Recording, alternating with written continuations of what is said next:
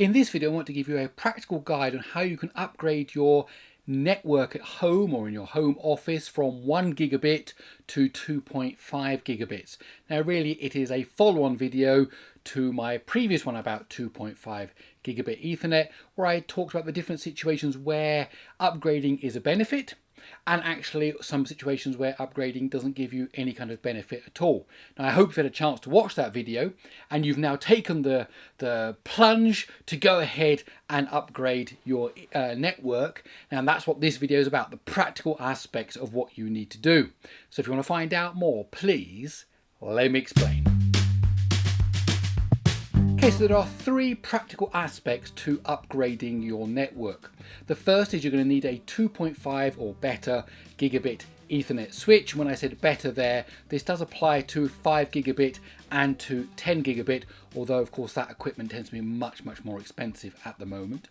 You're going to need devices that can actually utilize 2.5 gigabit Ethernet, which means you're going to need to do some upgrading of network cards or using USB adapters, and you're going to need the right cabling. Okay, so let's talk about the switch first of all. I got a very low-end switch, just $30, 5 ports. It's not managed, so you can't do VLANs or firewalls or quality of service in it. There's no uplinks to 5 or to 10 gigabits. A very simple plastic box with 5 ports on it, and really that just replaces the gigabit Ethernet switch that I've got. Now to upgrade to that, what you need to do is take out your old gigabit Ethernet switch and put this one in its place.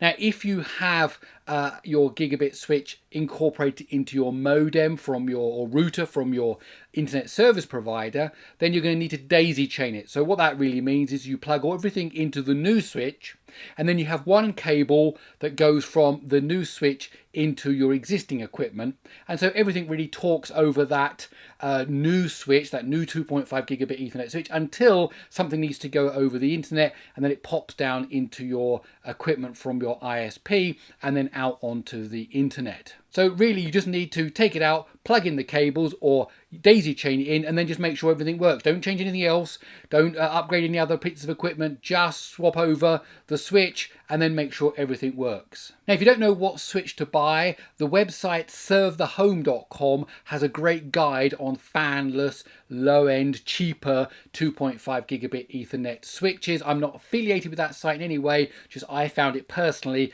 a good resource when looking into these things. Now assuming you've got your new switch plugged in and everything is working still at 1 gigabit Ethernet because everything else in your network has stayed the same, now it's time to upgrade the clients, the devices, your PC, your laptop. And there are two ways to do that. The first is you need to buy a PCI Express gigabit, 2.5 gigabit Ethernet card. They're tiny little cards that you slot into a spare PCI Express port, normally an X4 one, and it really is just a case of undoing the screws, plugging in, screwing in the different things on the case, and there you are. Now you will need to make sure you've got the correct drivers for it. Windows may well have a driver for it, but it may not be the best driver for it. Go to the manufacturer's website and get the best driver from there. The other way to upgrade is, for example, I've done this on my laptop because I don't have, obviously it's a laptop, doesn't have a PCI Express, doesn't have a case, can't plug these little cards in, is I'm using a USB dongle. And these tend to be relatively low price now, they're coming down in price, but you need to make sure you're using a USB 3 or greater port, because obviously older ports aren't capable of that kind of data transfer.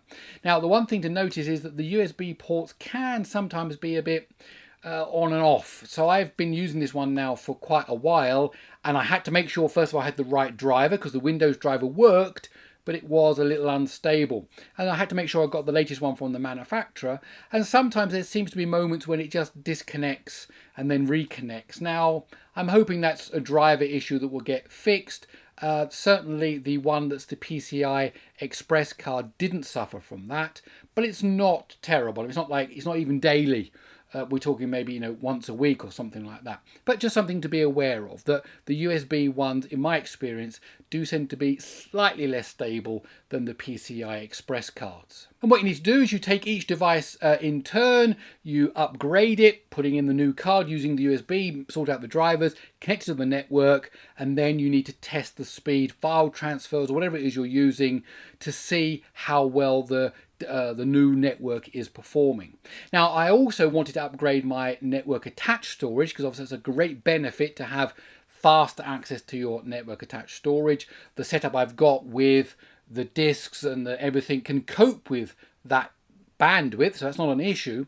The problem is that I couldn't get the USB adapter to work. My devices come with gigabit Ethernet built into them. They don't have 2.5, and the USB adapter were relying on an open source project which works for some devices, but it doesn't work for others, because obviously the project doesn't have every single network attached storage device out there, and in my particular case it didn't work. So my network attached storage in its current setup has remained the same at 1 gigabit. Now, of course, that's now got me thinking about what I need to do in the future about improving that for my network attached storage. But something just to know, you're not guaranteed to be able to upgrade something like network attached storage. If it's running on a PC and you've built it yourself, you've got hard drives connected to it, SSDs, whatever, then you've got a greater chance. If it's something, a consumer product that's come from a company like Synology or whoever, then you may not be able to upgrade it. Just something to note. And the final thing that you need to check is that you've got the right cabling. Now, hopefully,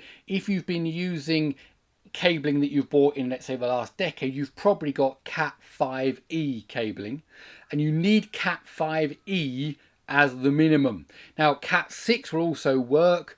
There's no point in buying Cat6a or something like that. That's just going to be much, much more expensive.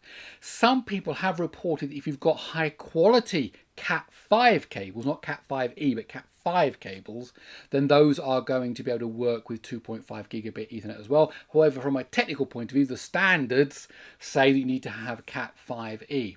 Now, you need to check all your cables in your network that are going to carry 2.5 gigabit Ethernet traffic and make sure you've upgraded them to Cat5e. So if you are finding that something isn't working, that is also a place to look. I personally bought some new 1 meter, 2 meter, 3 meter and 5 meter cables.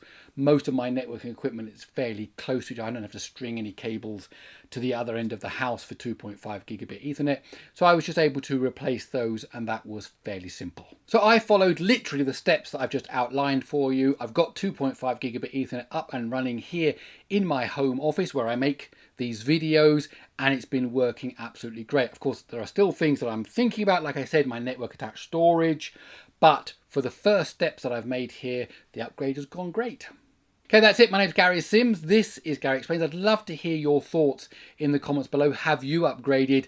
Tell us about your failures, tell us about your successes, so we can all learn from those. If you like this video, please do give it a thumbs up. If you like these kind of videos, then I invite you to stick around by subscribing to the channel, and also please do check out my Patreon page. Okay, that's it. I'll see you in the next one.